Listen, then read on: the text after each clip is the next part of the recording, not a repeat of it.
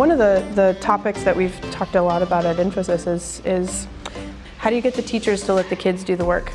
Yes, that's such a great question. So teachers traditionally, are the purveyor of information, right? Old school, they stand up and they're the sage on the stage, right? Yeah, and in today's digital age, it doesn't work because the kids have all the information in their hand. Right. So what we do is we make them at ease with the curriculum by having them, they experience as teacher as learner. So they go through just like they're a student, and we take them through so they learn it until they're comfortable. And then one of our key things is don't take them too far. Half of our training for teachers is the pedagogy. You don't give them the answer. Well, what about this? I don't know. I love what you're saying, that you're also training teachers to be comfortable saying, I don't know, let's learn together. Yeah. And that's a big piece for teachers. There's no substitute for just doing this in a hands-on way. And so in your professional development, it's good to teach the pedagogy, but the best way to teach it, how do you teach someone it's okay to say, I don't know? Right. That you teach a class with them and you stand in front of this room of teachers and they ask you a question, you say, I don't know. What, let's find out together. Yeah. I've never done that before, let's try it. Modeled instruction, that's Yes. So the best quote I have from one of the teachers coming back after doing the program for years, elementary teacher said, I never realized how important it was to let my students fail.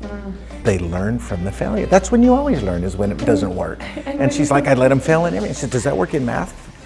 And yes, it works in math. Well, could I do this in, yes, you can do it in every subject you have. Don't bail them out. So the debugging's interesting. Adults are scared of a compile failure and a debug. Kids are not. Kids absolutely eat it up and love it. Third graders love it when they have a debug because it's fun to go find it and fix it, and the teacher's all panicking. And our rule is teachers don't debug, period. You teach the kids, give them the resources, how to debug on their own. Yeah. You don't debug. You just don't do it, because if you bail them out on debugging, they do the same thing on math. They get a hard math problem, they raise their hand, teacher, I need help.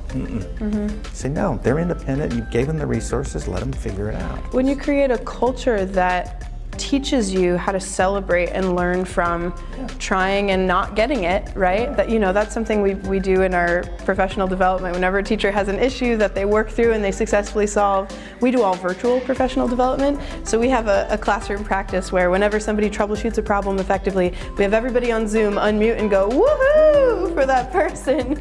And that literally creates a culture of celebrating persistence, And then they see that and they see how they felt when we all celebrated it, and then take that back to their classroom. So it comes back to what you were saying about just modeling a version of teaching that perhaps these teachers did not experience in their own educational career. No, they never saw. So that's what the teachers that do the program, they always come back and say, it's so easy. I thought this was some kind of magic black box and hard. And that's the goal here, is just to start somewhere. Yeah.